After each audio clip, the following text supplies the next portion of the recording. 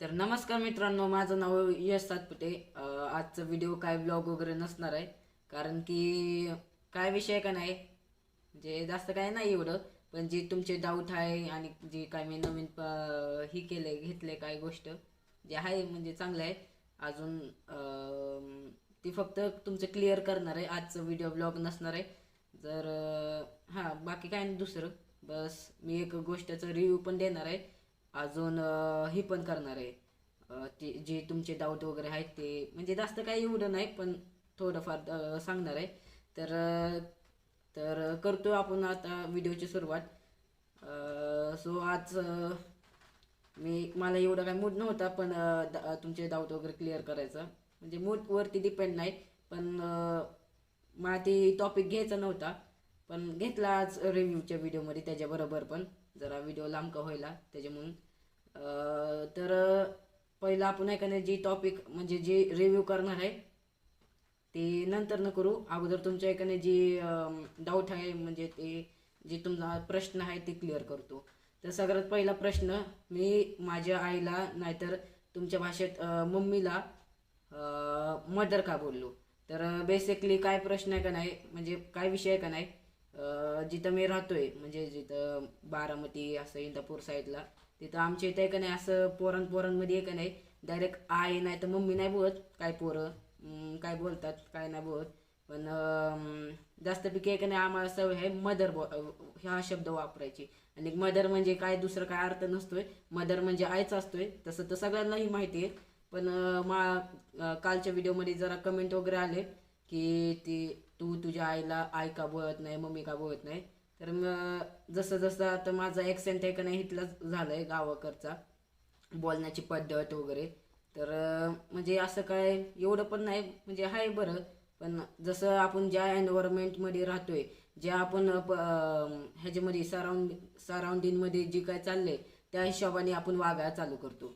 तर सगळी मदर बोलत होते, मला पण लागली मदर बोलायची सवय. तर त्याच्यामुळे ती शब्द मी वापरला माझ्या ब्लॉगमध्ये. जर तुमची इच्छा नसेल मी ते शब्द वापरायची तर नाही वापरणार. पण आदनमधनं चुकतं, माणसांपासून चुका होतात. तर बस बाकी काय नाही, तेवढं क्लिअर करायचं होतं. अजून हा की दुसराही होता की मी तुम्हाला वाटते की मी माझ्या मदर बरोबर बोलत नाही. तर आता तुम्ही मागच्या 2 ब्लॉगपासून बघितलं असेल की माझं आहे का नाही दररोज आहे का नाही मी उठतोय 5ला, गरम पाणी धुतोय. गरम पाणी व्हायला अर्धा तास लागतात गॅसवर. तर 5:30 वाजतात. त्याच्याबरोबर मी जरा फ्रेश होऊन येतो. आणि मग त्याच्यानंतर 6:30 वाजता मी एक नाही आंघोळ, ब्रश करतो आणि बाकी सगळं प्रेस वगैरे करतो शर्ट. मग असं करत मी कदाचित कधीतरी कॉफी बनवतो सकाळचं 6 वाजता.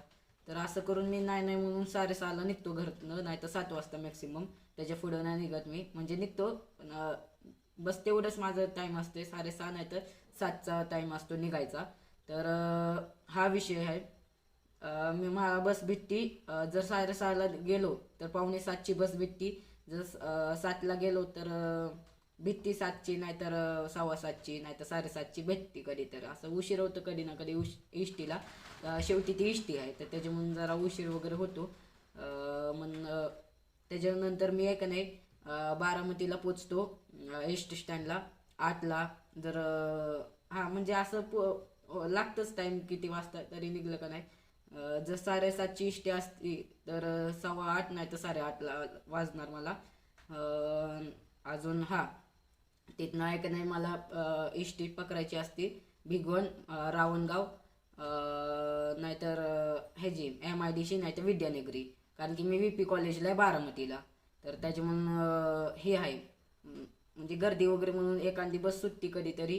नाहीतर चढलो तर चांगली गोष्ट, नाही तर उभा राहूनच जायला लागते.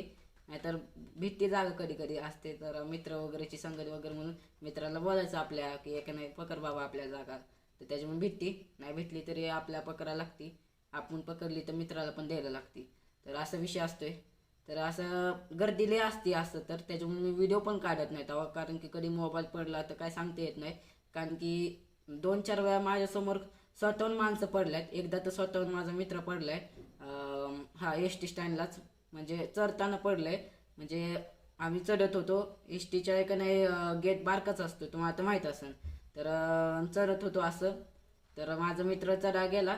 तर ह्या साईडनं का नाही असं तिथनं पण माणसं चढत होती म्हणजे अख्खं पूर्ण असं गोलच करतात काय आपलं गेट समोर त्या दरवाजा समोर.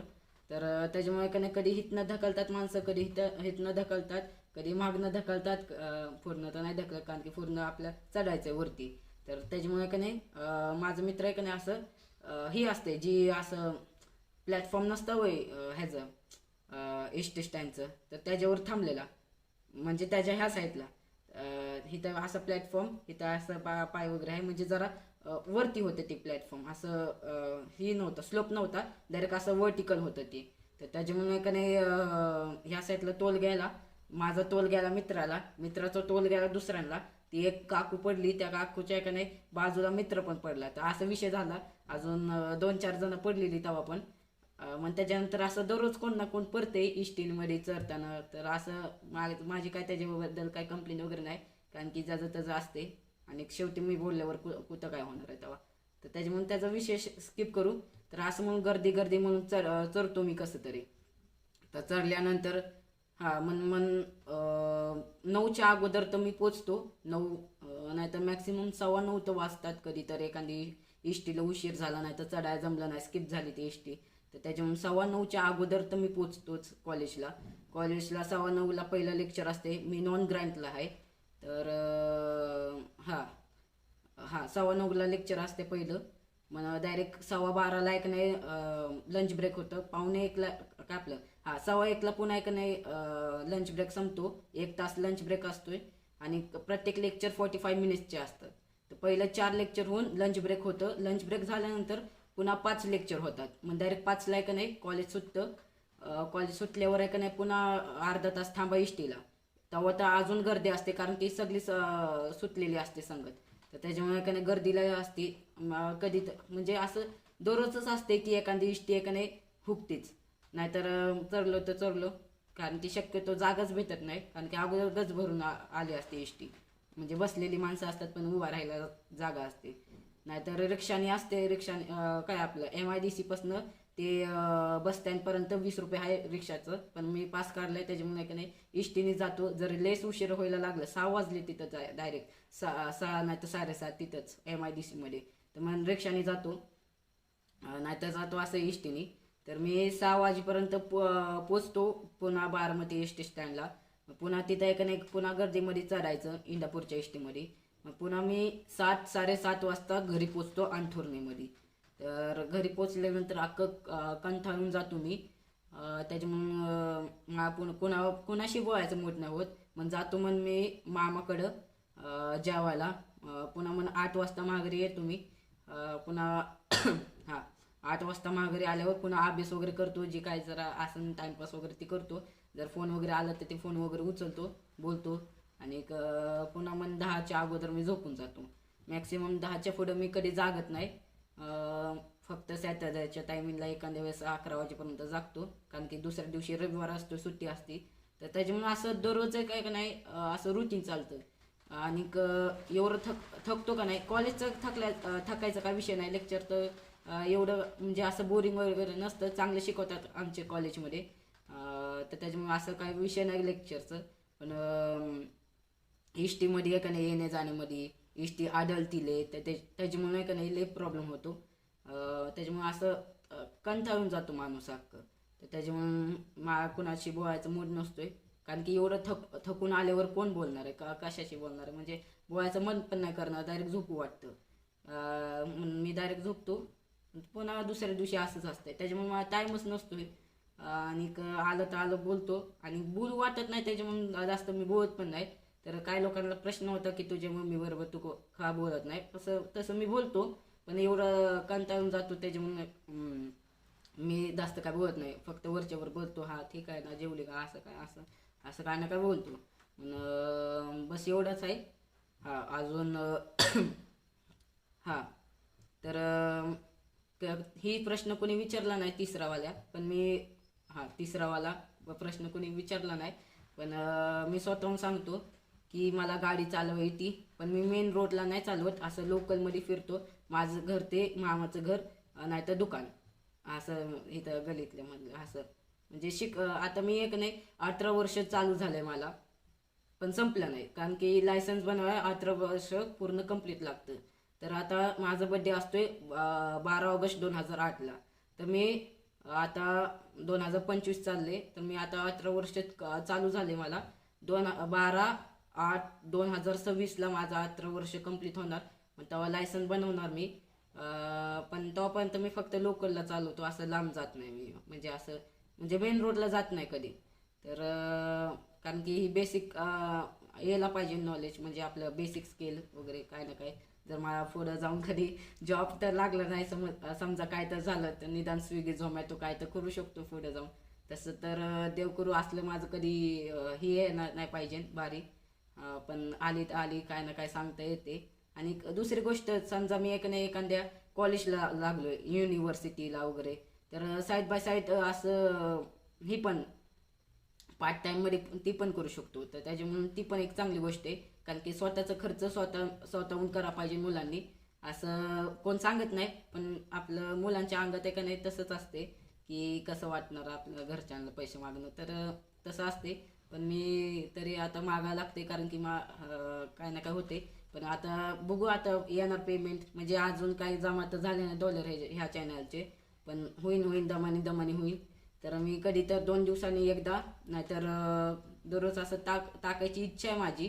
पण मी दररोज असं काय बोलणार आणि दररोज असं काय दाखवणार, तर हा असा विषय आहे. तर चला, 12 मिनिटाचा व्हिडिओ झाला असंच. तर मेन विषय आहे आपला.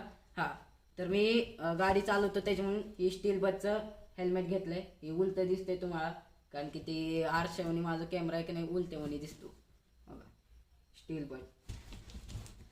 तर हा हेल्मेट आहे. थांबा, मला स्पेसिएशन सांगून द्या. Still but SBA-27 wings. हे फुल फेस पण आहे आणि हाफ फेस पण आहे. इथं लॉक आहे, लॉक ओपन केल्यावर हाफ फेस बनतो. तर ही M साईजचा हेल्मेट आहे. 580 mm. असं ज्यांचं तोंड असेल ते घेऊ शकतात, जे असं त्यांची असं साईज असतो तोंडाचं, ते घेऊ शकतात. तर ही हेल्मेट घेतले मी. जास्त काय नाही, फ्लिपकार्टच्या ऑफर म्हणून मला 1500 रुपयालाच भेटले. अजून ही त्याचं ही आहे बॉक्समध्ये. मला एक ब्लॅक वायझर आलाय, अजून एक ट्रान्सपेरंट वायझर आलाय, दाखवतो तुम्हाला. तर हा आहे ट्रान्सपेरंट वायझर. हे फक्त रात्र वगैरे म्हणजे दररोज वापरायला चांगले. पण जी ब्लॅक वायझर आहे का नाही ती, थांबा, हे बॉक्स आहे का नाही आता खालती ठेवतो कारण की ह्या बॉक्सचा आता काय अर्थ राहिला नाही. तर ही हेल्मेट आहे. मागं एक स्पॉइलर आहे आणि ह्या स्पॉइलरपासून वेंट्स आहे, जी इथं एक नाही एअर फ्लो आहे का नाही जातो. इथं आपलं 1 2 3 4 5 आणि मागची 2 6 7 झाली 7. ही 7 आहे का नाही ह्याला वेंट्स आहे. हवा आतमध्ये बाहेर जायला, आतनं बाहेर जायला. इथनं आतमध्ये जाणार आणि मागनं स्पॉइलरपासून बाहेर निघणार.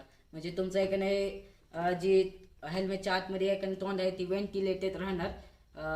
तर हा प्रश्न आहे, म्हणजे प्रश्न नाही, म्हणजे हा फीचर आहे. तर ह्याचं आहे का नाही स्पेसिएशन काय आहे की ह्याचं मटेरियल आहे का नाही,